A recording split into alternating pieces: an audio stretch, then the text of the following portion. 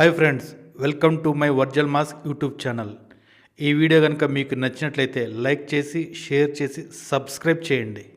Shivaji versus Anasuya Chinmayi. Shivaji గారి వ్యాఖ్యలు ఒకవైపు, అనసూయ చిన్మయి వ్యాఖ్యలు మరోవైపు. ఇలా రెండు వర్గాలు అయిపోయాయి.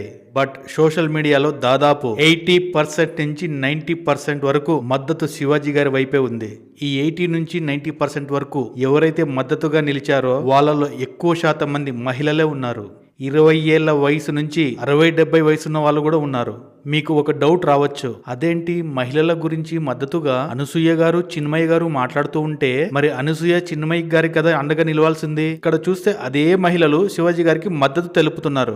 శివాజీ చెప్పింది తప్పైతే ఈ మహిళా లోకం అంతా కలిసి శివాజీ మీద దండయాత్ర చేసి శివాజీ దిష్టి బొమ్మలు దహనం చేయాలి కదా, మరి ఎక్కడా కనిపించడం లేదు. మరి శివాజీ గారికి ఎందుకు ఇంత మద్దతు ఉంది? మహిళల కోసం ఒక మహిళ మాట్లాడుతూ ఉంటే మరి అనసూయ చిన్మయి గారికి ఎందుకు మద్దతు లేదు? ఒక్కసారి ఆలోచించండి. అసలు శివాజీ గారు ఎవరిని అన్నారు? భారతదేశంలో ఉన్న మహిళలను అందరిని అనలేదే. ఆయన సినిమాలో హీరోయిన్లు ఎవరైతే ఉన్నారో వాళ్ళ గురించి మాత్రమే అన్నారు. అయినా అనసూయ గారు శివాజీ గారు మిమ్మల్ని పట్టుచీర కట్టుకుని ఏమన్నా తిరగమన్నాడా? పద్ధతిగా బట్టలు వేసుకోండి అన్నాడు, అంతే కదా.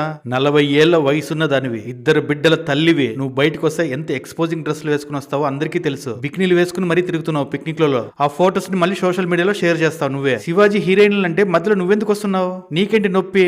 2 తెలుగు రాష్ట్రాల్లో ఉన్న మహిళలు నీ కట్టు బొట్టు గురించి ఒక్కరైనా మంచిగా చెప్పే వాళ్ళు ఉన్నారా? నీ డ్రెస్ సెన్స్ ఎలా ఉంటుందో తెలుగు రాష్ట్రాల్లో అందరికీ తెలుసు.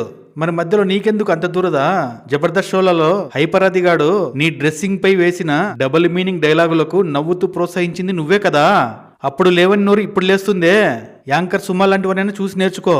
ఆమె కూడా 2 బిడ్డలకు తల్లి అయినా ఒక పద్ధతిగా ఉంటుంది, అందరితో గౌరవం పొందుతుంది, గౌరవం ఇస్తారు కూడా అతనిని.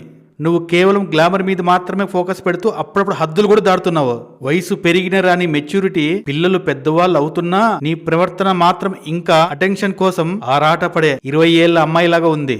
ఆంటీ అంటే అంత మంటెందుకు నీకు? అది నీ హోదాకు నీ వయసుకు ఇచ్చే గౌరవం అనుకోవాలి. ఒక పక్క బాడీ ఫిట్నెస్ చూపిస్తూ మేకప్ వెనక దాక్కున్నంత మాత్రాన నీ వయసు ఆగిపోదు. నువ్వు వేసే డ్రెస్సులు నీ ఇష్టమైనప్పుడు, నీ ఫోటోలను నువ్వు సోషల్ మీడియాలో పోస్ట్ చేసినప్పుడు జనాల కామెంట్లు కూడా వాళ్ళ ఇష్టమే. భరించలేనప్పుడు ఇంట్లో కూర్చోవాలి, కానీ రోజు ట్విట్టర్ లో ఏడుపు మొహం పెట్టడం ఎందుకు?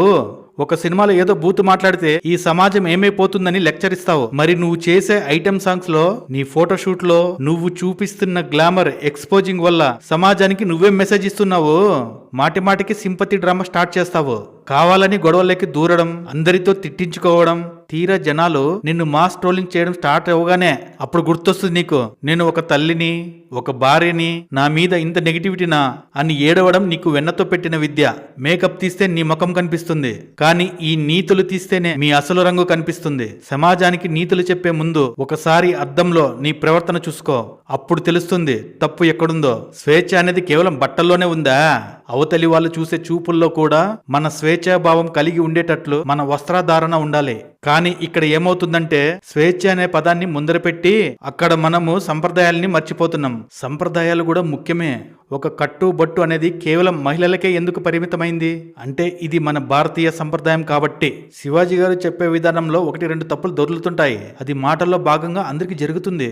తప్పులు దొరుకుతాయి, దాన్ని సవరించుకోండి అని చెప్పాలి తప్ప శివాజీ గారు చెప్పింది మొత్తం రాంగ్ అనైతే నేనైతే ఒప్పుకోను. ఆయన చెప్పింది 100కి 100% కరెక్ట్.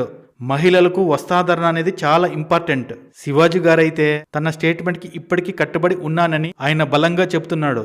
కానీ ఏదైతే నా నోరు జారిందో ఆ 2 పదాలకు సంబంధించి మాత్రం నేను క్షమాపణ చెబుతున్నానంటూ ఆయన స్పష్టం చేశారు.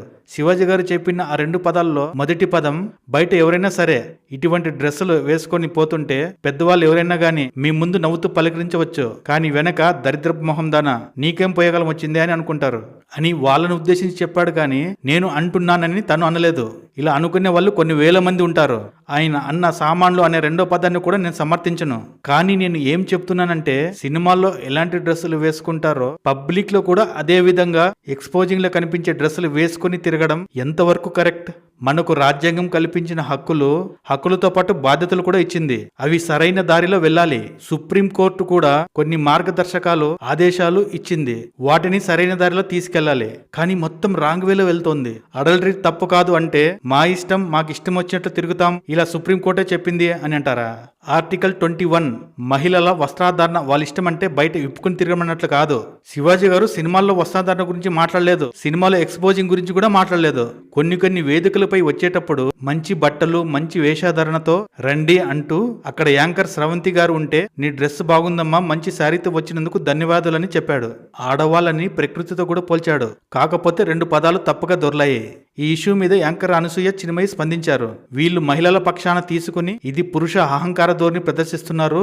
మా బాడీ మా ఇష్టం, మేము బట్టలు ఎలాగైనా వేసుకుంటాం, మా ఇష్టం వచ్చినట్టు మా బట్టలను ప్రదర్శిస్తాం, మీరు ఎవరు అడగడానికని వాళ్ళు మాట్లాడారు. సోషల్ మీడియా పెద్ద రచ్చ చేశారు. కానీ మన భారతీయ మూలాలను మర్చిపోకూడదు. స్టేజీల మీద లేదా ఈవెంట్లకు వచ్చేటప్పుడు మన సంస్కృతిని ప్రతిబింబించేలా ఉండాలని కోరడంలో తప్పేముంది. ఇటీవల కాలంలో మాల్స్ లో హీరోయిన్లపై జరుగుతున్న దాడులు, ట్రోలింగ్స్ చూస్తుంటే ఒక మనిషిగా ఆయనకు బాధ అనిపించి చెప్పిండొచ్చు. ఆయన బట్టల వల్లే ఇదంతా జరుగుతుందని అండర్లైన్ చేసి మరి అనలేదు. కానీ గౌరవం అనేది మన చేతుల్లోనే ఉంటుందని హెచ్చరించారు. ఆయన చెప్పిన మాటల్ని సరిగ్గా అర్థం చేసుకోలేక రాద్ధాంతం చేస్తున్నారు కొంతమంది. ద్వాపర యుగంలో ఒక స్త్రీ చీరను లాగినందుకు యుద్ధమే జరిగింది. కానీ ఈ 2025 కలియుగంలో ఒక స్త్రీని సరైన బట్టలు వేసుకోమంటే యుద్ధం జరిగేలా ఉంది. జై హింద్, జై తెలుగు సినిమా.